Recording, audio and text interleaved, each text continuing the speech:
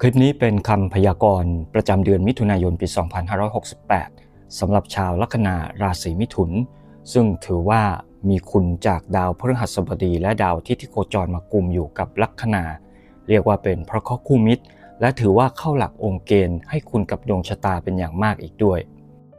ซึ่งดาวอาทิตย์ที่ย้ายราศีโคจรมากุมอยู่กับลัคนาเป็นการโคจรหลุดออกจากเรือนวินาศที่เคยทำให้ดาวอาทิตย์อ่อนแรงอ่อนกำลัง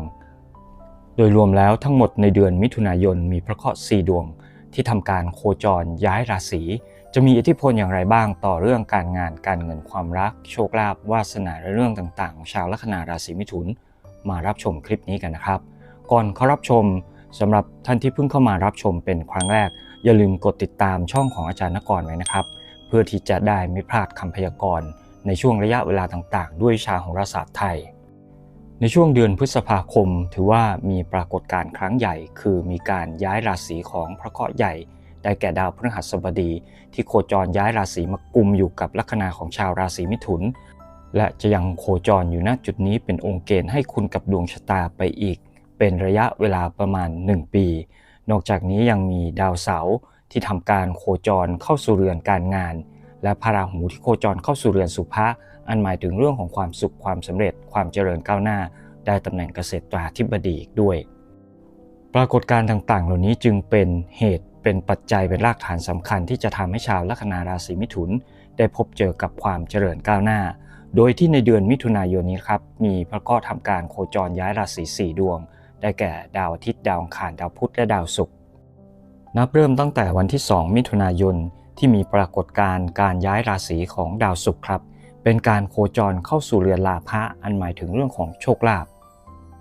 โดยดาวศุกร์เป็นดาวเจ้าเรือนปุตตะและดาวเจ้าเรือนวินาศจึงมีเกณฑ์ได้รับโชคลาภอย่างไม่คาดฝันเป็นโชคลาภที่ถูกแบ่งสรรปันส่วนมาจากคนอื่นอีกด้วยเรียกว่าคนรอบข้างหรือคนใกล้ชิดมีความสำเร็จหรือได้โชคลาภอันใดมาเราก็มีส่วนได้ในสิ่งนั้นด้วยทั้งนี้ก็เพราะเป็นความหมายที่ดาวศุกร์โคจรได้ตำแหน่งปรเกษตรนะครับส่วนดาวอังคารที่ควบคุมเกี่ยวกับเรื่องของโชคลาภโดยตรงตั้งแต่วันที่1ถึงวันที่6มิถุนายนดาวอังคารก็ยังคงโคจรอยู่ในเรือนกระดุมพระที่หมายถึงเรื่องการเงินและสินทรัพย์ครับถือว่ามีเกณฑ์จะได้รับโชคลาภแต่โชคลาภที่ได้มานี้อาจจะเล็กๆน้อยๆไม่ได้มากมายเป็นก้อนใหญ่สักเท่าไหร่เพราะดาวอังคารโคจรเป็นตำแหน่งนิดเป็นตำแหน่งที่ค่อนข้างจะอ่อนแรงอยู่พอสมควรแต่ในวันเดียวกันนั่นเองคือวันที่6มิถุนายนเวลา 5:46 นาทีดาวอังคารจะได้ทำการโคจรย้ายราศีหลุดออกจากตำแหน่งนิดเข้าไปสู่เรือนสหัชชะเป็นเรือนแห่งการเชื่อมต่อกับพลังจักรวาลและมีปฏิสัมพันธ์กับสังคมณจุดนี้เองครับจะทำให้ดาวอังคารเป็นตัวเปิดทำให้ได้รับโชคลาภจากรอบตัวการเดินทางในระยะใกล้ๆนะครับเพื่อการเจรจาหรือผลประโยชน์อันใดก็จะมีเกณฑ์ประสบความสำเร็จสูงและดาวอังคารที่ย้ายราศีในครั้งนี้ยังไปเล็งกับพระราหูซึ่งเป็นดาวเจ้าเรือนสุภะหมายถึงเรื่องของความสำเร็จและพระราหูก็โคจรอยู่ในตำแหน่งเกษตราธิบดีเป็นตำแหน่งที่ดีมากๆครับการเล็งกันระหว่างดาวอังคารและพระราหูนี้ถือว่าเป็นพระเคราะห์คู่ธาตุลมยิ่งจะส่งเสริมกำลังแห่งเรื่องของโชคลาภโดยเฉพาะโชคลาภที่จะได้มาจากผู้หลักผู้ใหญ่ไม่ว่าจะเป็นญาติผู้ใหญ่หรือผู้ใหญ่ในสายงานที่เราทำอยู่คำว่าโชคลาภในที่นี้ไม่ได้จำกัดเพียงแค่เฉพาะเรื่องการเสี่ยงทายตัวเลขนะครับอาจจะได้มาจากทางอื่นเช่นคำแนะนำดีๆโอกาสดีๆหรือสิ่งที่เราปรารถนาบางอย่างซึ่งจะมาเติมเต็มให้กับชีวิตนอกจากดาวโชคลาภอย่างดาวอังคารโคจรย้ายราศีแล้วให้คุณกับดวงชะตาตั้งแต่วันที่6มิถุนายนเป็นต้นไปแล้วในวันที่3มิถุนายนครับก็มีปรากฏการณ์ที่ดาวพุธอันเคยโคจรหลบมุมอับแสงอยู่ในเรือนวินาศจะได้ทำการโคจรย้ายราศีมากุมอยู่กับลัคนาของชาวราศีมิถุนปรากฏการณ์อันนี้ถือว่าส่งผลต่อดวงชะตาอย่างมีนัยสำคัญเป็นอย่างมากเพราะดาวพุธเป็นดาวประจำตัวหรือประจำลัคนาราศีเกิดของชาวลัคนาราศีมิถุนนั่นเองเมื่อดาวประจำตัวโคจรหลุดออกจากมุมอับและมากุมอยู่กับลัคนาทางโหราศาสตร์ไทยก็ให้ตำแหน่งนี้ว่าเป็นตำแหน่งเกษตราธิบดีเป็นสัญลักษณ์ของความมั่นคงเข้มแข็งกำลังของราศีเกิดจะเพิ่มขึ้นหลายเท่าตัวเพราะภัยอุปสรรคปัญหาต่างๆที่เคยเผชิญอยู่จะลดน้อยถอยลงเป็นอย่างมากนอกจากนี้ดาวพุธ ยังโคจรมากุมอยู่กับดาวพฤหัสบดีซึ่งเป็นสุภเคราะห์ใหญ่เป็นดาวโชคใหญ่ที่โคจรตั้งรับการย้ายราศีของดาวพุธในครั้งนี้ดาวพฤหัสบดีเป็นสัญลักษณ์ของความเจริญก้าวหน้าความรุ่งเรืองและความสำเร็จความสุขในรูปแบบต่างๆนะครับและเป็นดาวเจ้าเรือนกัมมะที่ควบคุมเกี่ยวกับเรื่องของอาชีพหน้าที่การงานโดยตรงอีกทั้งยังเป็นดาวเจ้าเรือนปัตตนิซึ่งควบคุมเกี่ยวกับเรื่องของความรักหรือหุ้นส่วนทางธุรกิจดาวพฤหัสบดีมีความชัดเจนอยู่อย่างหนึ่งครับคือเป็นสัญลักษณ์ของสติปัญญาฉะนั้นชาวลัคนาราศีมิถุนจึงมีโอกาสได้เพิ่มเติมความรู้ได้เข้าคอร์สหรือเสริมภูมิปัญญาในรูปแบบต่างๆเพื่อนำมาใช้กับชีวิตประจำวันและไปส่งผลเกี่ยวกับเรื่องของอาชีพหน้าที่การงานที่ทำประจำอยู่ด้วยความรู้ในแง่มุมต่างๆจะหลั่งไหลเข้าสู่ชีวิตและก็จะเป็นตัวหนุนนำสำคัญที่ทำให้พบเจอกับความก้าวหน้าในหน้าที่การงานโดยที่ในเรือนกัมมะครับพบว่ามีดาวเสาร์ที่เพิ่งทำการโคจรย้ายราศีเข้ามาสถิตตั้งแต่เดือนพฤษภาคมเป็นต้นไปซึ่งดาวเสาร์นี้เองเป็นดาวเจ้าเรือนมรณะหมายถึงเรื่องของการเปลี่ยนแปลงแต่การเปลี่ยนแปลงอันใดที่เกิดขึ้นในครั้งนี้นะครับ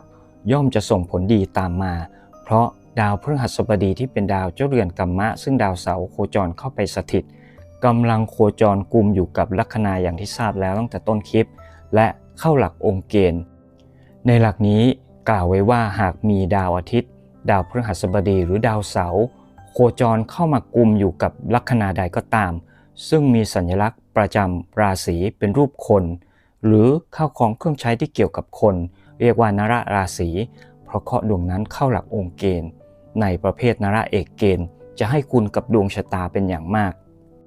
ชาวลัคนาราศีมิถุนจึงได้รับผลดีจากดาวพฤหัสบดีอย่างเต็มๆและต่อมาคือวันที่ 15 มิถุนายนก็จะมีปรากฏการณ์อีกครั้งหนึ่งที่ดาวอาทิตย์ทำการโคจรย้ายราศีซึ่งครั้งนี้ก็โคจรย้ายมากุมอยู่กับลัคนาเพราะฉะนั้นก็จะมากุมอยู่กับดาวพฤหัสบดีที่โคจรตั้งรับอยู่ก่อนหน้านี้ได้หลักองค์เกณฑ์เหมือนกับดาวพฤหัสบดีเลยครับดาวอาทิตย์กับดาวพฤหัสบดีเรียกว่าเป็นพระเคราะห์คู่มิตรอีกด้วยจึงให้คุณเป็น2เท่าเพราะฉะนั้นโดยภาพรวมแล้วตั้งแต่วันที่ 15 มิถุนายนเป็นต้นไปถือว่ามีพระเคราะห์ถึง3ดวงที่โคจรกุมอยู่กับลัคนาของชาวราศีมิถุนคือดาวอาทิตย์ดาวพฤหัสบดีเข้าองค์เกณฑ์และดาวประจำตัวคือดาวพุธเข้าตำแหน่งเกษตราธิบดีในช่วงระยะเวลาดังกล่าวหากคิดที่จะทำอะไรหรือเคยวางแผนที่จะลงมือทำสิ่งใดแล้วให้รีบทำในช่วงจังหวะนั้นนะครับเรียกได้ว่าเป็นจังหวะที่ความก้าวหน้าและความสำเร็จจะดำเนินไปอย่างรวดเร็วโดยเฉพาะหลังจากนั้นเป็นต้นไปคือตั้งแต่วันที่ 23 มิถุนายนเวลา 1:05 นาทีดาวพุธจะได้ทำการโคจรย้ายราศีเป็นครั้งที่2และอย่าลืมนะครับว่าดาวพุธคือดาวประจำตัวของชาวลัคนาราศีมิถุน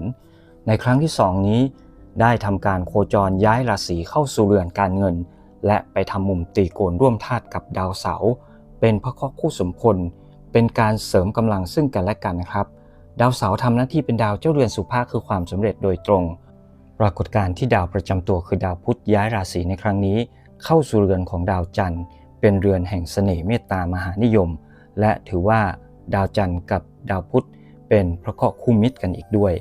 ส่วนดาวพุธก็โคจรกุมอยู่กับพระเกตซึ่งเป็นกำลังเสริมทำให้ดาวพุธเกี่ยวกับเรื่องของการใช้คำพูดการติดต่อสื่อสารการวางแผนในรูปแบบต่างๆเป็นไปอย่างราบรื่นและจะมีโชคลาภมีผลประโยชน์เกิดขึ้นจากการใช้คำพูดเรียกว่าปากจะพารวยหรือการติดต่อสื่อสารการเป็นนายหน้าตัวกลางตัวแทนถ้าใครอยู่ในสายอาชีพต่างๆเหล่านี้ก็จะได้รับคุณประโยชน์จากปรากฏการณ์ที่ดาวประจำตัวเข้าสู่เรือนการเงินแบบนี้เป็นอย่างมากปรากฏการณ์ที่ดาวประจำตัวกุมอยู่กับพระเกตครับซึ่งเป็นสัญลักษณ์ของจิตวิญญาณ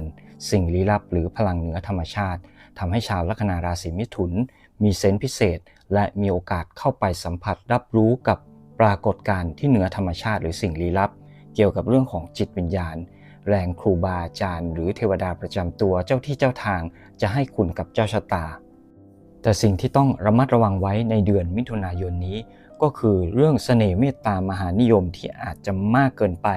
เพราะดาวเจ้าเรือนปัตตนิกำลังโคจรได้ตำแหน่งปรเกษตรอาจจะมีเรื่องชู้สาวเข้ามาเกี่ยวข้องหรือใครที่มีคู่ครองอยู่แล้วนะครับระมัดระวังเกี่ยวกับเรื่องนี้ไว้ด้วย ปัญหาต่างๆที่เกิดขึ้นไม่ได้มาจากตัวคนรักหรือคู่ครอง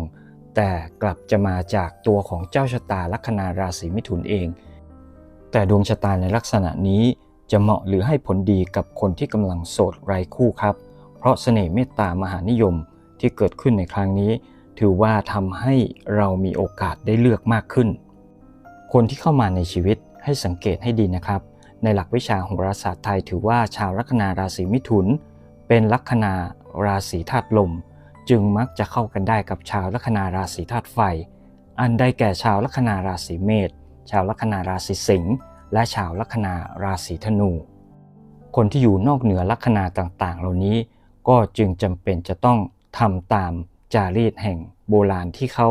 นำดวงชะตาของคนทั้งคู่มาผูกดวงแล้วเปรียบเทียบดูกันว่ามีพระเคราะห์ดวงอื่นนอกจากลัคนาโคจรให้ผลดีผลเสียเกี่ยวกับเรื่องไหนมากน้อยเพียงใดกันบ้างอีกเรื่องหนึ่งที่ต้องระมัดระวังไว้ครับคือช่วงต้นเดือนมิถุนายนเป็นช่วงที่ดาวประจำตัวยังไม่ได้ทำการโคจรย้ายราศีเข้าสู่ตำแหน่งที่เข้มแข็งถือว่าเป็นจุดที่กุมอยู่กับดาวมฤตยูในเรือนวินาศอีกด้วยเป็นช่วงที่ต้องดูแลสุขภาพของตนเองให้ดีการทำบุญสร้างกุศลที่มีความสอดคล้องกับการโคจรของพระเคราะห์ในเดือนมิถุนายนนี้ครับถือว่าเชื่อมโยงได้กับพระเคราะห์หลายดวงทั้งนี้ก็เพราะพระเคราะห์ส่วนใหญ่ถือว่าโคจรให้คุณกับดวงชะตาของชาวลัคนาราศีมิถุนเป็นอย่างมากโดยเฉพาะดาวอาทิตย์ดาวพุธและดาวพฤหัสบดีพระเคราะห์ที่โคจรโดดเด่นที่สุดก็ไม่พ้นดาวพุธครับซึ่งถือว่าเป็นดาวประจำตัวการทำบุญในหมวดของดาวพุธก็ได้แก่การทำบุญใส่บาตรพระจำนวน17รูปซึ่งเป็นกำลังของดาวพุธหรือพระพุธในทางโหราศาสตร์ไทยการรำลึกนึกถึงคุณของพระปางอุ้มบาตรซึ่งเป็นปางที่มีความสัมพันธ์กับดาวพุธหรือพระพุธในทางโหราศาสตร์ไทยเป็นพุทธานุสติ